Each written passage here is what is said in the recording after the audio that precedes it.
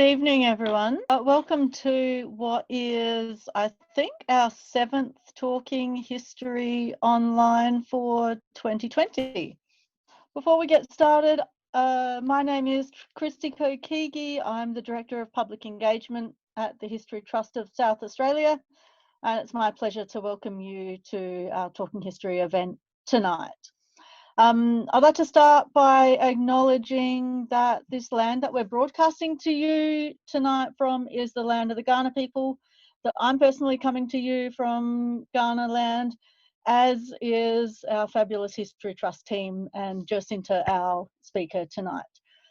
I'd also like to acknowledge that the History Trust of South Australia respects the primary place of Aboriginal people in the history of this place.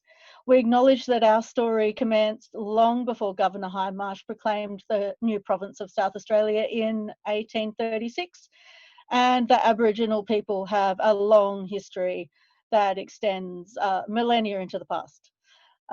We acknowledge that Aboriginal land and sovereignty were not recognised, and that building a shared understanding of our history is crucial to reconciliation and to creating a positive future for us all here in South Australia.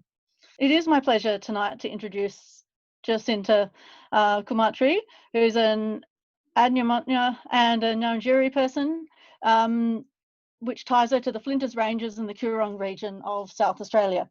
Now, Jacinta has a background in archaeology and a master's in the area after researching understandings of rock art in Adnyamatnya country.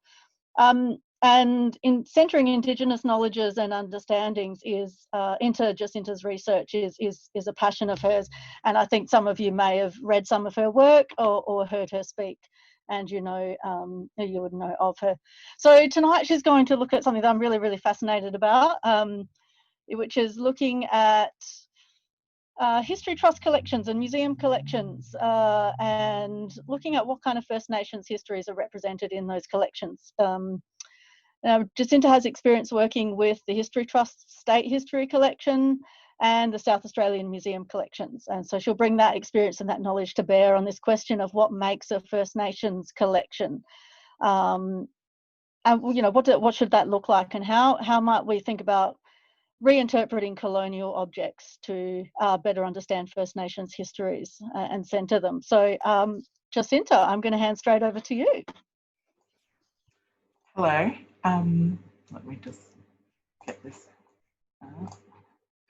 So before I begin, I want to acknowledge that I am presenting to you from Kaurna land, and as someone who is not Kaurna, or someone who lives and works on Kaurna land, I acknowledge that I benefit off of living here, and I try to ensure the work that I do honours that. I also want to acknowledge that those watching may not be on Kaurna land, so wherever you are, I just want to acknowledge the traditional owners of the land you're on as well. I also just want to give a warning that I do talk about museum practices that were damaging for First Nations people, and I also talk about Aboriginal deaths in custody. So I realise I don't allow much warning before I talk about these, so I just wanted to mention it now so that everyone was aware that I was going to talk about this. So Christy's kind of given a good overview of who I am. So I'm an Adnyamatnya Ngarrindjeri woman, and I like to see that there's some Ngarrindjeri people joining us tonight. And so for those who don't know, Adnyamatnya country is in the north. So this area, the north area, it's about 6 hours from Adelaide, in the area known as the Flinders Ranges, while Ngarrindjeri country is about 2 hours south along the Coorong. And obviously the black dot is where I am today.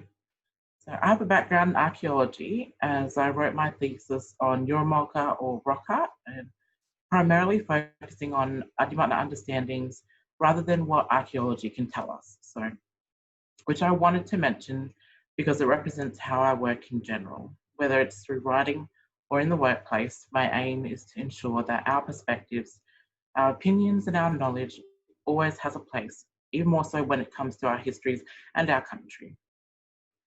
So I've been working at the Migration Museum as a First Nations curator for about a year, and I share that job with Jade Turner. But I've also worked with the collections at the South Australian Museum for about 6 years. So I'll bring in some of my experience from there as well. But ultimately, most of what I'll say is the result of the knowledge I've gained as an Adimana Ngabajari woman. My workplace is simply one of the places where I use that knowledge. The aim of today's talk is to unpack the idea of a First Nations collection and what that has meant and can mean in the context of museums. So I'll be talking about what people often view a First Nations collection to be, what types of First Nations collection the History Trust holds, including what they do not hold, and the issues around creating a First Nations collection. But lastly, what a First Nations collection should be, or really what I kind of think one should be. And the reason I titled my talk, What Does a First Nation Museum Collection Look Like? Is because I wanted you all to come into this with an idea of what you thought a First Nation museum collection might look like. Everyone is going to have a different idea of what one would include. Some people might have quite a fixed idea, an idea that isn't necessarily changed over time, while others may be more flexible in what they believe. So ultimately, what you think a First Nations collection is will be a preconceived idea based on your understanding of First Nations people and history. So I've used these images because I've personally taken them all. So I wanted to use images that I had personally taken and things that I had seen myself. But also because I think they represent three different categories. So the image on the left is of the Charles Sturt statue next to Victor Squares, which is covered in placards from the Black Lives Matter March that was held in June this year. And although these placards haven't been collected, it's an example of contemporary history that speaks quite powerfully, especially since the discussion around statues came up in the UK and the US, which eventually led to discussions about statues here in Adelaide. So the top right image is of a weave mat from pandanus and dyed with natural dyes. It comes from Elcho Island and came in a donation that I registered into the South Australian Museum collection. The third bottom image is of emu shells from the River Murray around Renmark, and these are part of the archaeology collection at the South Australian Museum. I've included this because I think it's not what people would imagine archaeology to have, but it's also very interesting for something so fragile to exist in exactly the same way it was placed there. It also raises questions about whether it should have been removed in the first place. So I don't like to make assumptions about the audience because I know there will be people watching this who have a wealth of knowledge far beyond my own. So I'm going to start talking more generally about stereotypes that I know have formed the way people view First Nations people. I think most people would view Aboriginal culture and history as represented by things like boomerangs, spears, weaving and art. And while these are regularly made and used, I worry that they are quite often reduced and appreciated just for their aesthetic qualities, rather than what they might mean for us as First Nations peoples. There's a particular reason why boomerangs and spears are generally the first thing people think of when they imagine what it is in a First Nations museum collection. And it's because they were the first and only representations of our culture. When it comes to the South Australian Museum's collection, there are significant numbers of spears, boomerangs, shields, and weaving. And I would even guess that these four categories are the most represented object categories on display in the galleries at the museum, which would explain why they are so embedded into Australia's ideas of what First Nations cultures are. And while they are important parts of our culture, I mean, my own grandfather carved wood, so it's not like it's something far off from my imagination. I think Australia's fascination with only focusing on them is a problem because, firstly, most of these objects are made and used by men or are presented to the world as being made by men. This is primarily because the vast majority of early museum collections were created by white men. There were some women, and even some of them were collecting just men. So the point is that there was mostly men, objects from men were collected. And it meant that because they were being collected by men, they were made and used by men. And this can be attributed to the fact that in some cases, white men were unable to communicate with women for cultural reasons, which is completely understandable. But it encouraged white male collectors to impose their own views on how our societies worked. And they assumed that our societies also functioned with men being superior. While there is nothing necessarily wrong with collecting objects made by men, what is wrong is that there are less objects by other genders. It demonstrates that a choice was made. Over time, these choices have impacted people's ideas about how our societies function, and as a result, it has impacted who people think are our leaders.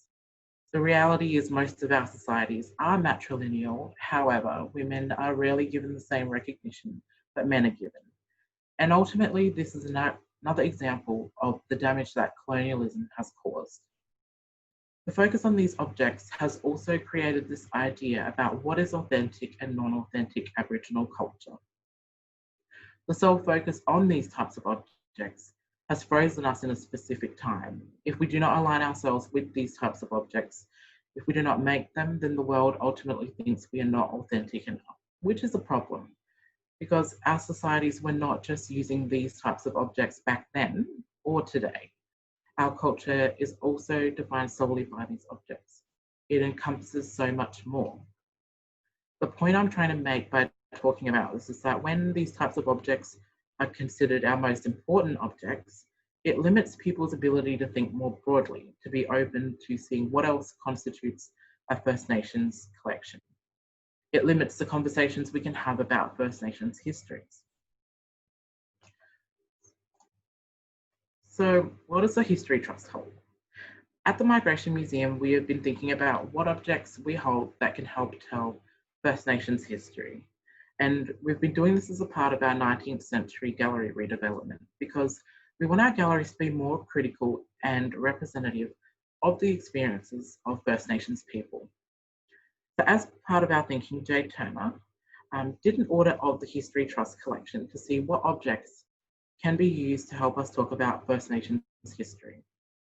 While the museum initially thought they had a small amount of objects that could be used, Jade's list showed a much more diverse and interesting way of seeing First Nations history through all types of objects. So it's not a complete list that I'm going to be talking about today, as we have added more to the collection, but it does provide some or enough context for this talk.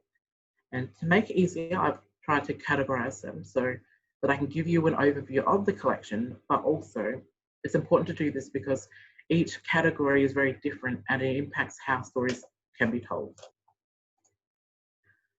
So looking through the list, I noticed that there were around 4 categories that we can place these objects in. And these other categories, and basically how big the circle is how much there is. So the first are those objects that are specifically made by First Nations people. And there were only about 15 in the collection, according to this list. And next there are objects that depict First Nations people through imagery, but not by First Nations people. And there was about the same as the ones that were made by First Nations people. And then we have objects that are about us. So there was only about 10 of those ones. And then lastly, there are objects that are not made by us, not about us, but they relate to us. And there was over 50 of those objects. There are very few objects in the collection that are specifically made by First Nations people.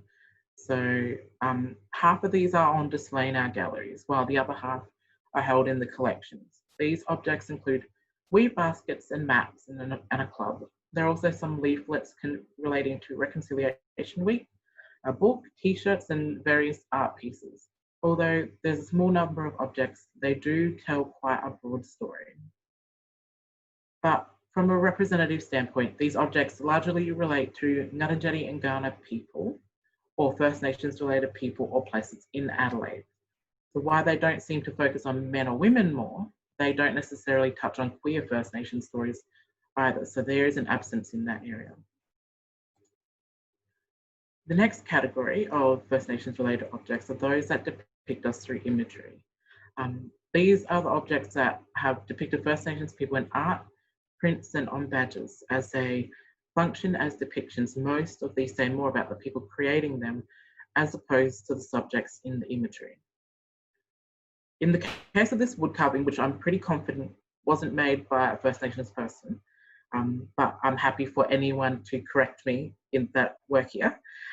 We have two of these types of objects, and based on the descriptions, both display scenes where First Nations people are fighting.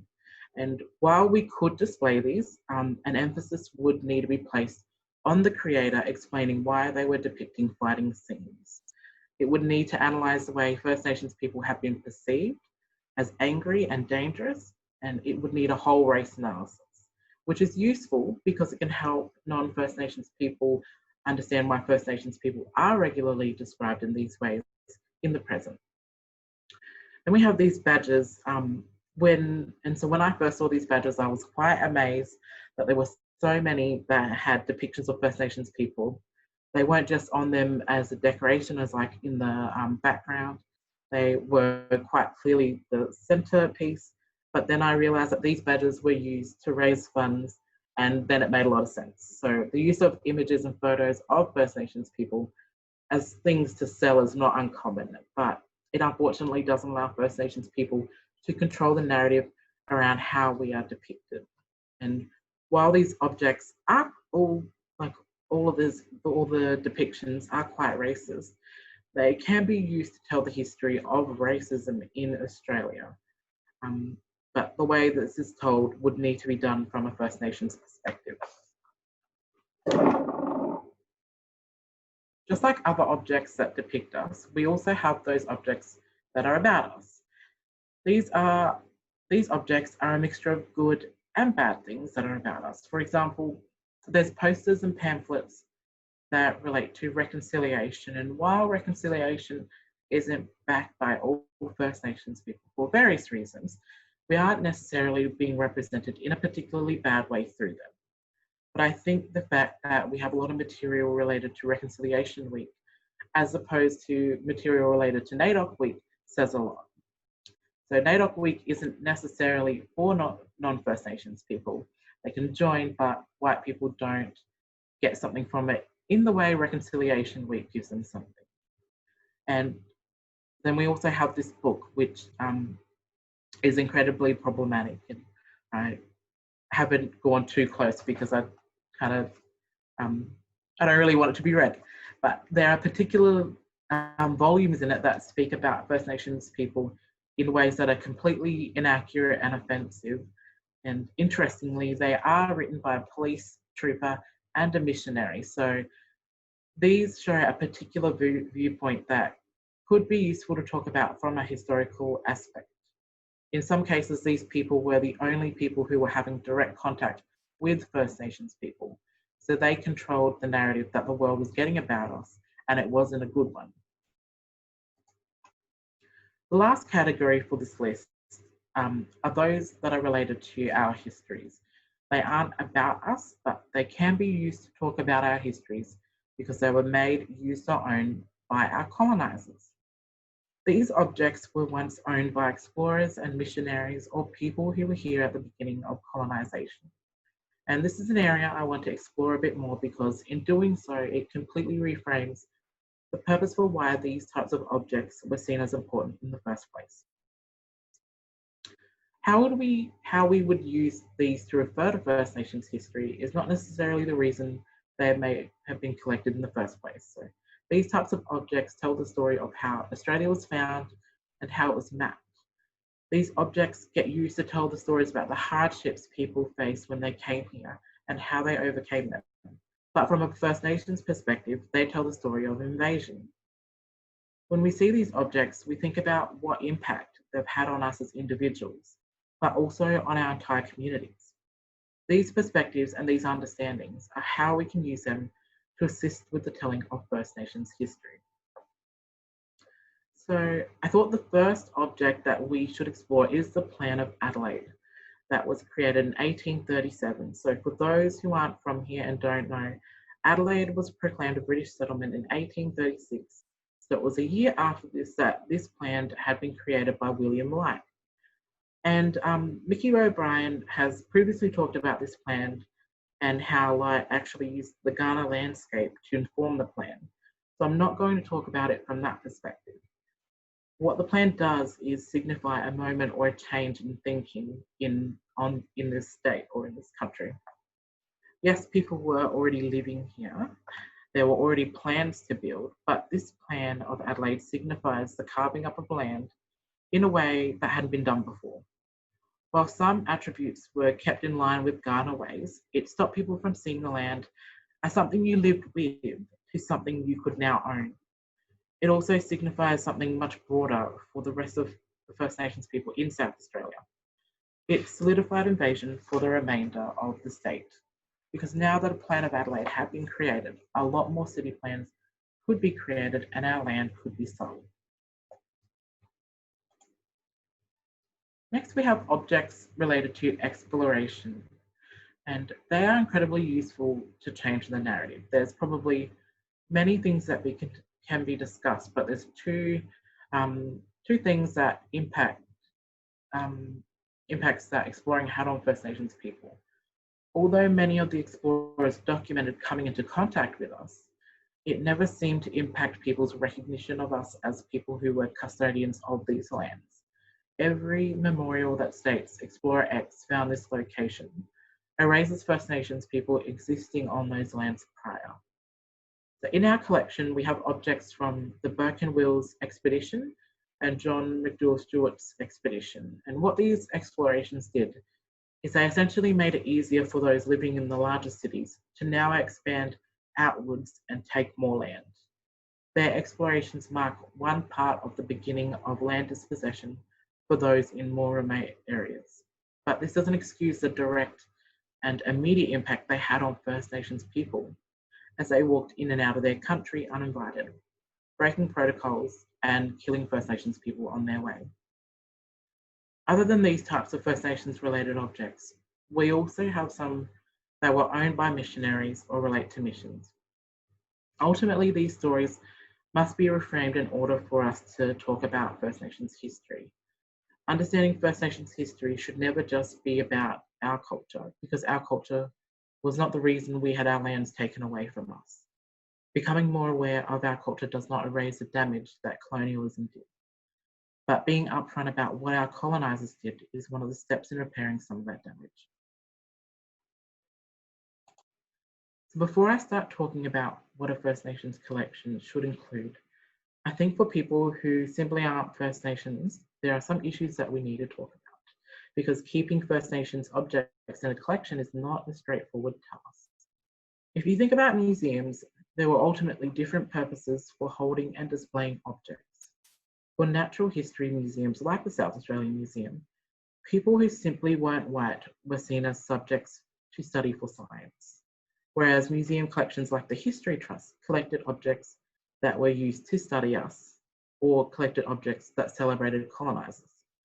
There's an added layer to the History Trust collection in that we have a migration museum, where the focus has been on migration from settlers up until today. So the collection is a bit more broader, but I think it is only through having the Migration Museum that cultures other than those that are white are represented. If we focus on natural history museums, this is largely where issues derive from. For most of the history of these museums, our material culture has been stolen and put on display without our approval. Our ancestors have been removed from their burial places and they've been studied and put on display. Our knowledge was documented and placed in archives for researchers to explore at their own will. Ultimately, our heritage was taken away from us, and having the ability to get it back is a process that is at times impossible.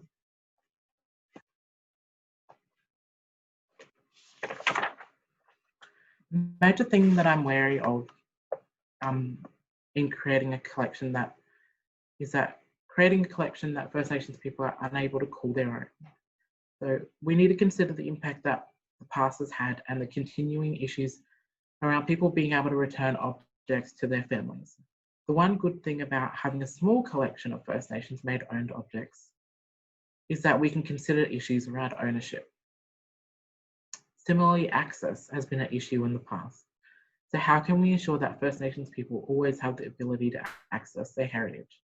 I think having curators specifically here for First Nations people, curators who are also work as collection managers, ensures that there will always be access for people to see the heritage. How we take care of objects that are added to the collection is also important. Ultimately, the way they are cared for should be in line with the people who created them. Care also includes how we display and talk about them. It's not simply in relation to conservation. Overall, we should think of it like this. If a First Nations person gives something of theirs to a museum that is part of the government, they are ultimately giving it to their colonizer, and this needs to be taken seriously.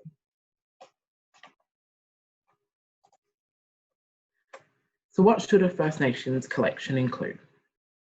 Before I even begin to talk about what it should include, I will say that the idea of a museum collection is not in any way a First Nations way of remembering and passing down knowledge. It is inherently a Western concept. It can never be decolonized because it is a colonial way of doing things. When I talk about having a collection, I guess what I'm wanting to do is make sure that if our history is to be represented, we must do it right. That it is important to us, which leads me to my first point. Whatever it includes must be important to First Nations people. I think this is the number one issue that non-First Nations people struggle with. People think, okay, let's collect First Nations things, but not necessarily question whether they are the objects and stories that we want to preserve. Quite often the stories and objects that our colonizers found interesting are the stories and objects that were collected. They were collected for the colonial gaze rather than First Nations interests.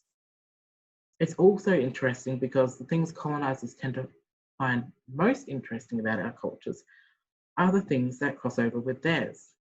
It could be that people are trying to find some type of similarity, but there's also an element where people don't find our histories and our cultures important unless it includes them. And I think a good example of this has been the fascination with Kimberley spear points, which are those spear points that are made of glass.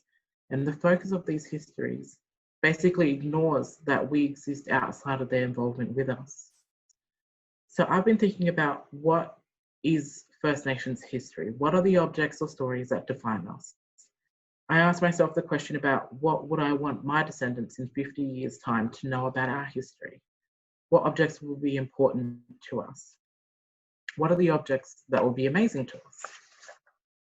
I think what would be classified as traditional objects are still important to keep, so I'm not dismissing those types of objects when I talk about these categories. Our entire culture and history cannot be defined by just these themes and categories, but at this present moment, I think that a lot of these encompass many aspects of our lives that are important.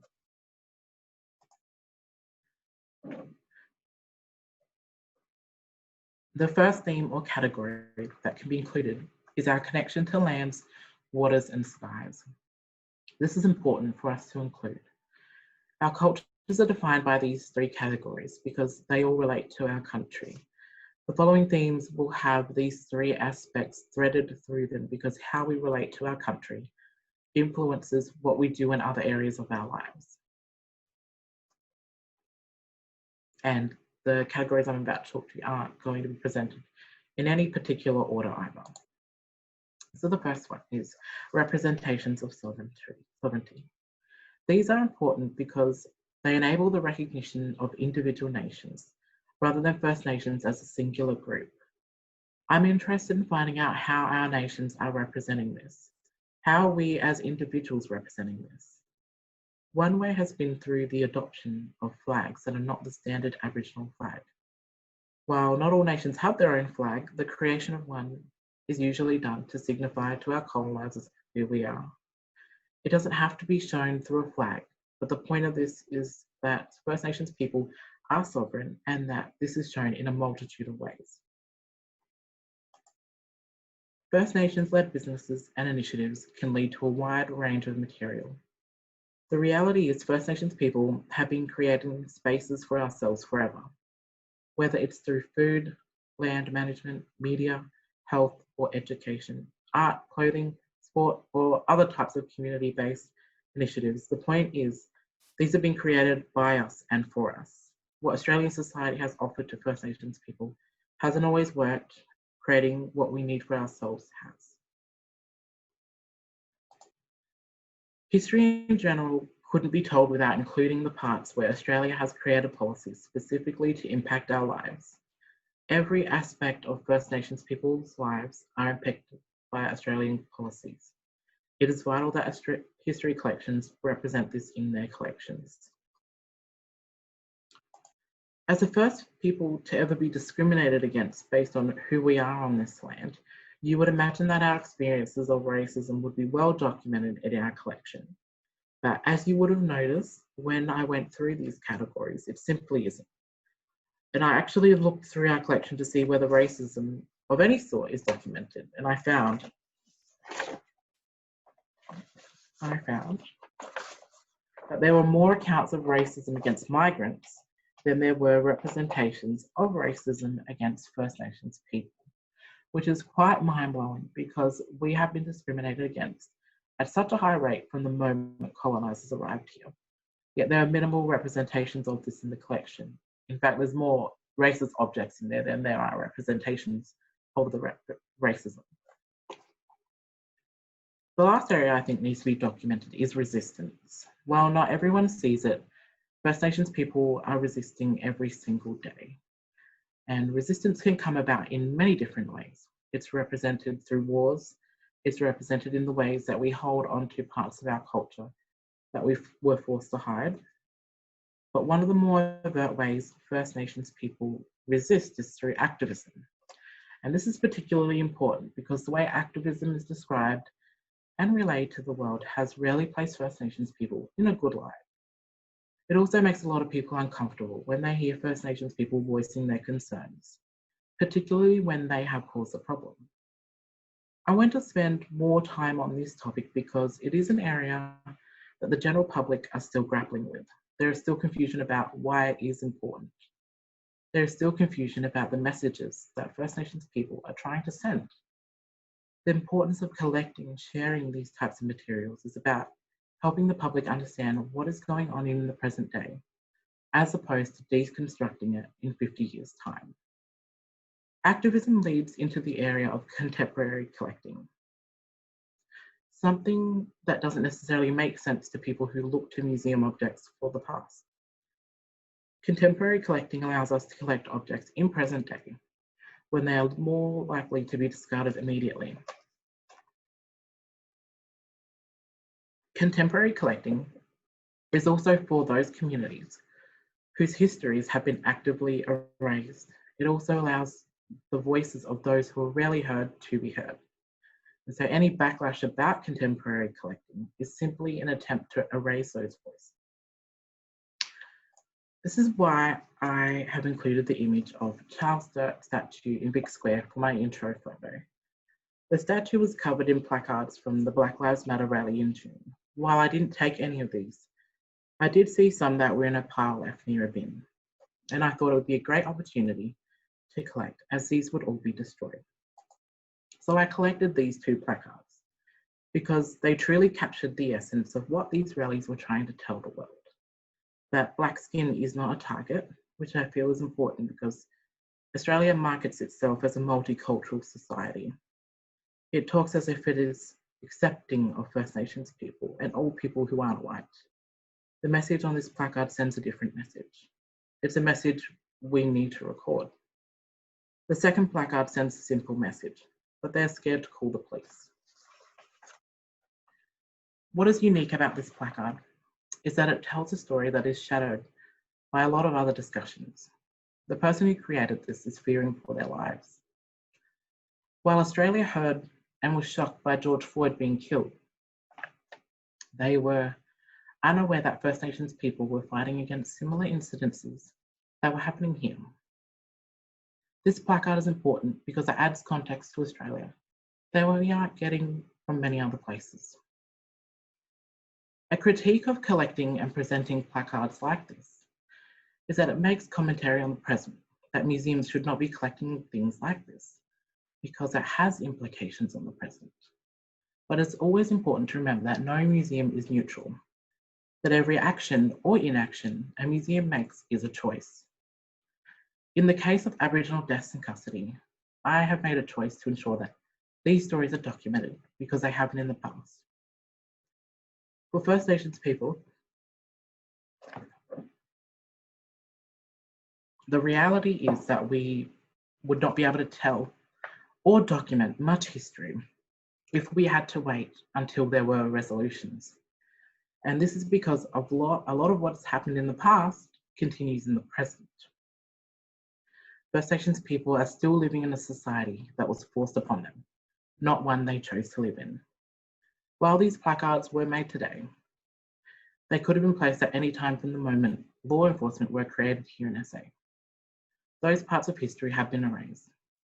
Most First Nations people who were charged with stealing or trespassing were simply living their lives. Law enforcement were used as a form of dispossession. I think one of the most clearest examples of this is something that is quite well known to historians, but rarely spoken of by everyone else. And that is the South Australian law that stipulated that First Nations people should be publicly executed if they were charged with a crime. Keeping in mind that the reason for executing was predominantly because First Nations people were trespassing on their own lands and killing animals that basically they were hunting. And so in some cases, defending their people, the purpose of public executions was to stop other First Nations people from doing the same thing. They were strategically done at the location where the crime was committed, meaning that their communities were forced to watch. This law was not applied to non-First Nations people, but it was applied to First Nations people because it was that traumatic and impactful that it reduced the number of instances of resistance. What is most shocking about this law is that it wasn't abolished until 1972, meaning that a significant amount of First Nations people could have been forced to watch a family member be executed publicly, including people like my own parents. Law in this case was not put in place to benefit First Nations people. It was a tool of colonization. I don't believe that we have anything in our collections that represents these types of stories, although we can tell them through the colonist objects. What we can do is record the different experiences First Nations people are experiencing in the present day. So when I think of the power placards like this might have in the future for telling history, I think about an episode of the Frontier War Stories podcast Umbian linguist Callan Clayton Dixon talks about a conversation he had with his uncle that spurred his research. His uncle said, "I want to know for sure that our ancestors just didn't lay down and die, that they fought back." Well, they were talking about their own people. I think all First Nations people wonder this. Our stories have been altered and made more palatable to the extent that we don't even know what the truth might be. While there is greater access to writing and images about these topics, I think there's something about seeing an object from the past in person. It makes what happened more real and relatable. So I've looked at hundreds of images trying to find the people who made these placards, and I found that a photo of the person holding the placard that talks about the skin, and so for safety reasons, I'm not going to put that on here. However, I never found the creator of the placard, the other one. So I've only ever found it in photos like this.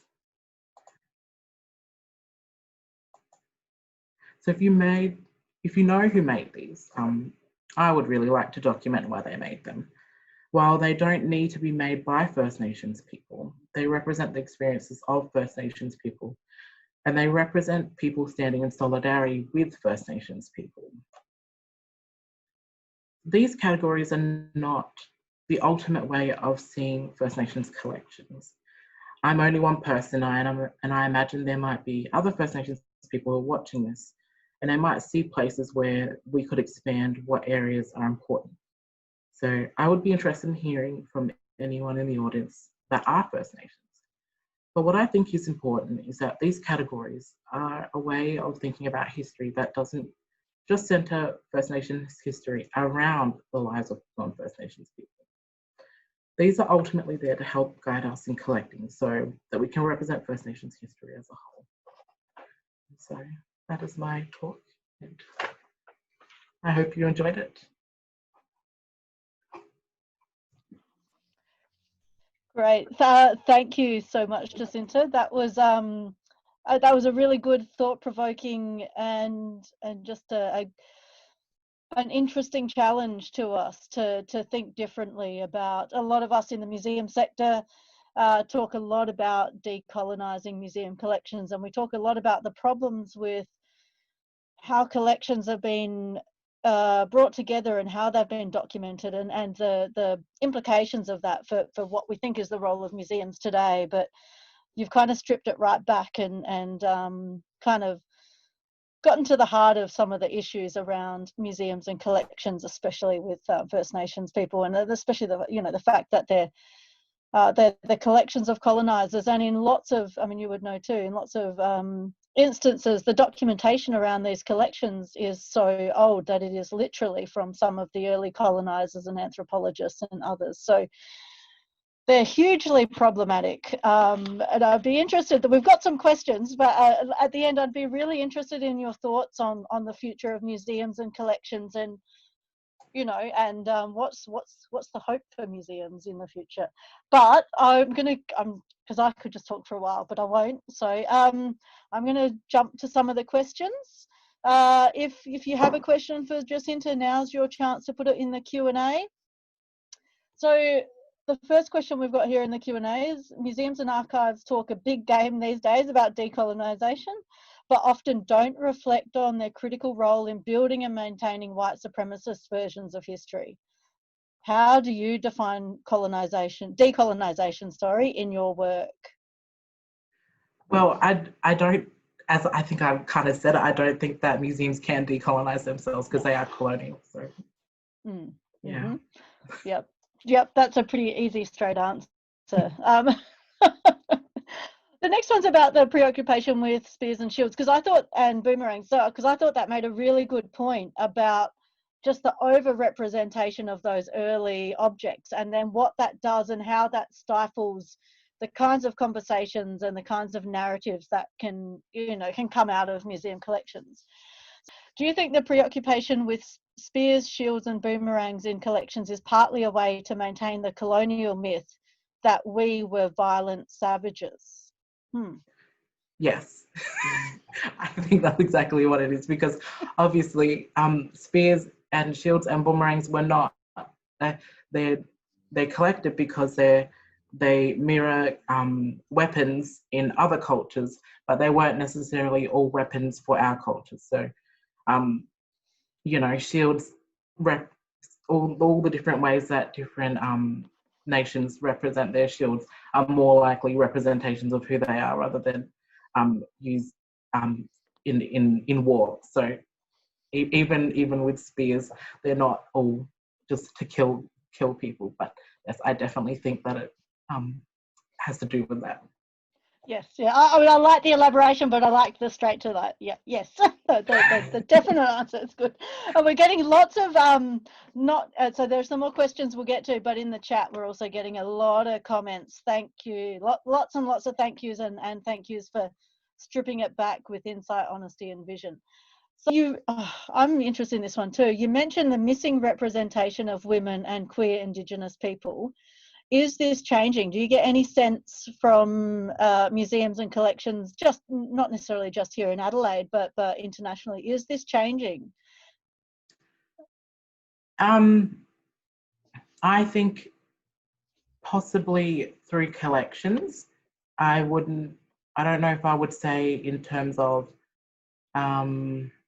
stories, if that makes sense. Yeah, I think there's still work to do in that area, and obviously I can do that as my role in here and try and build those stories up and collections to make sure that they're representative. But yeah, I don't know. I think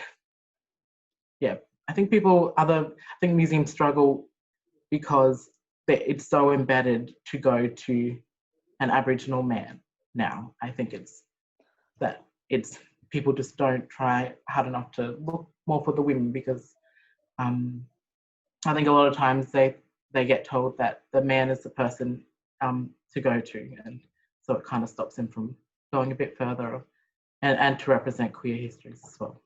Yeah, so representing those really diverse sort of histories and stories. Yes.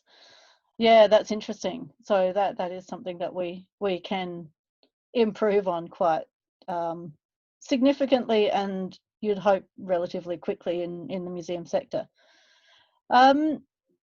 Okay, so the next question is, how can we help to get these objects back from places they shouldn't be? Because you talked a bit about some of these, the objects that are, quite literally stolen and put into collections, and what kind of repatriation of collections is happening, and I wonder if you can talk, because I know a bit of that's happening internationally too. Like, what is your view on that, and what have you seen that you admire? Yeah, I guess there is a lot of repatriation going on, but I think still there's still a lot that's not being done. I mean, I think it's important for the bigger museums to be making statements about repatriating, and that's where it needs to happen. Otherwise, the other museums that are smaller are just not going to do it. Yes, that is a good point. That's a very good point. That we look to some of them to lead. All right, the next question, we've got lots of questions coming in now. This is a very interesting one. I think this applies in lots of areas of museum practice, but certainly in terms of First Nations. But do you have any tips for staying nourished and sane when working with this stuff? Because what you're talking about is pretty heavy, and you have, it must impact significantly. Yeah, I honestly, I haven't worked it out yet. It's really, it can be really, really hard. And so I think when maybe it helps when I get to talk to other First Nations people, because you can talk more freely and openly about things, and we just get it. So I think that's having a community of First Nations people working in museum is really good. It's really good that I get to work with Jade, because obviously we think about the same things, so it helps. Having someone there, I think all museums should never have just one First Nations person working in a museum. I think that's placing them in a very dangerous situation, and obviously museums need to work harder and more broadly about the whole management of a museum, but putting one Aboriginal person in a place is not the right way to do it. Yeah, again, a really, really important point. That is quite a dangerous position to put someone in. And again, that is something museums can act upon relatively quickly if they so desire. There's another question here. Can you say more about objects that might represent sovereignty? You did touch on that a little bit. Mm-hmm. Well, I think so. It's actually, I was thinking a bit in terms of you can use shields to represent sovereignty, because they are quite, what is the word? They identify a certain group of people, and they are sovereign in themselves. So, and in any kind of ways, I think it's up to obviously the individual. How do they represent it? Yeah. Yeah, so much of this stuff is so personal. Okay, so we've got questions coming in the chat too. I'm going to try and stay on top of both. And if, like I said, apologies if we run out of time and we can't answer all the questions. We'll, I'm sure Jacinta will be more than happy to help answer some of these out of session. But so there's another question. In your view, how can we build relationships with First Nations communities so there is trust to develop collaborative contemporary collections. And I guess trust is really crucial, isn't it? Yeah, I don't know if complete trust can exist in an institution, in a collection that is underneath a government that is not ours, to be honest. I think that there will always be a level of mistrust there because there's been too much damage. That's what I think. Yeah, and that damage is hard to repair. Yes. In terms of thinking about First Nations collections, how do you consider your various audiences? I.e., how do you privilege First Nations perspectives versus educating or engaging non-Indigenous people who may be visiting? So I guess that's about, what audiences are you privileging, what stories are you telling, and to what end? Well, I think all museums all cater to non-Indigenous people. So I think it's basically time to privilege First Nations audiences. I think that like we're always missed out. It's always, that's not considered. Yeah, I think it's just time to change. Yep. Is there an object that you've found? Interesting. Yeah, in looking through these collections, is there an object you have found that you can't stop thinking about for whatever reason, and why? Is there something that's really stuck with you? I don't know. I don't think I could name one. Yeah, that's a question without notice, but yeah. I don't know. I can't think of one at the moment.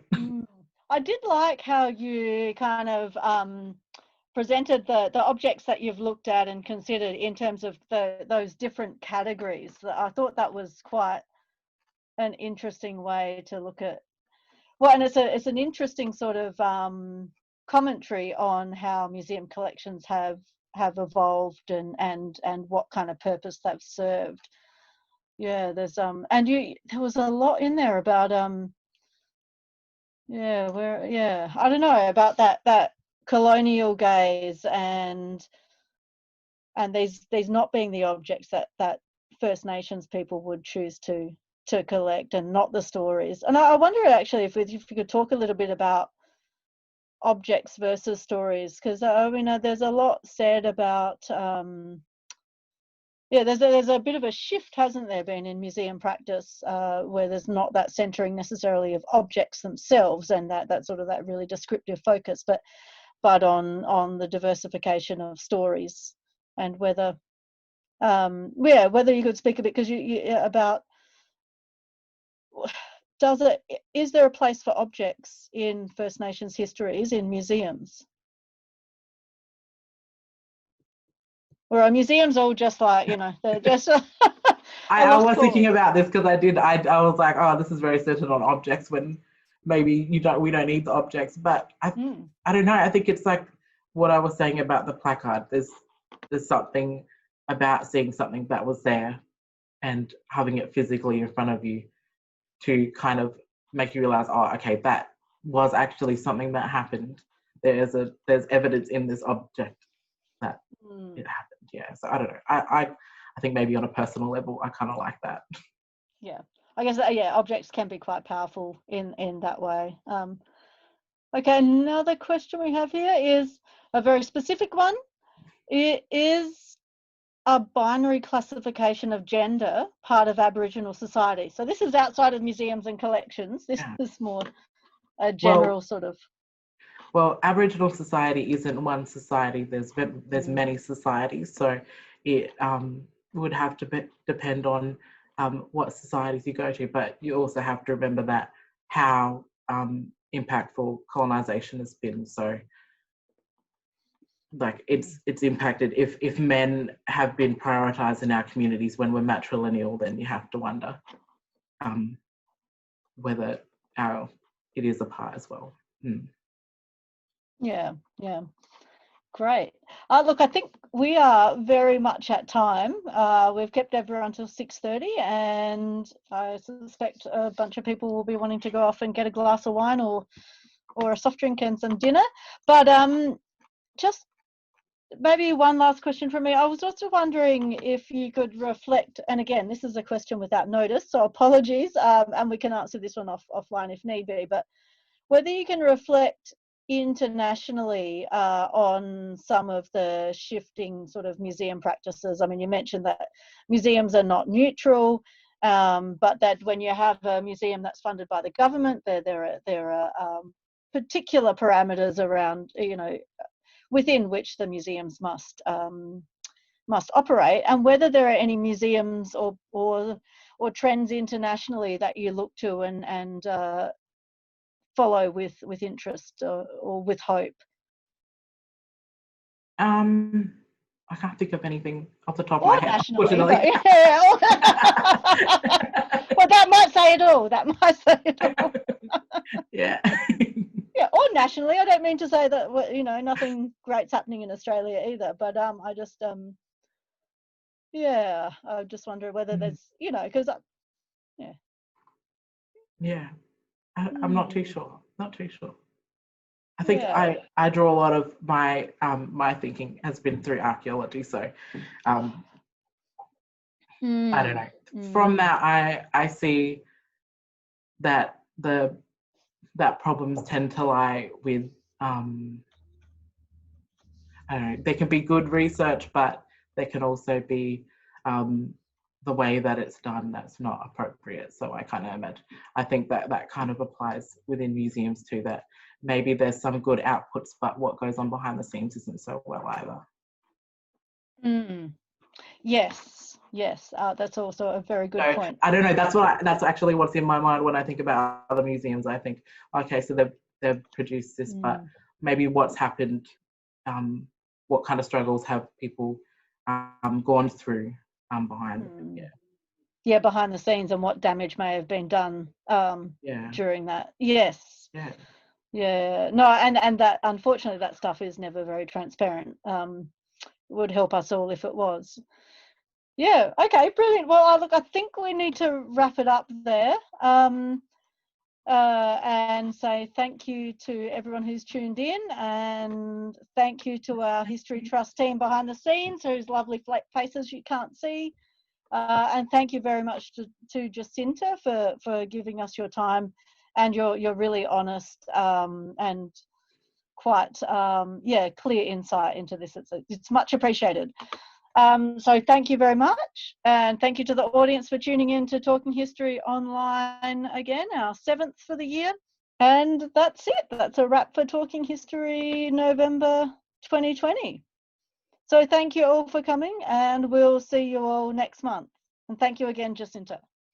Thank you, everyone. I can see your comments.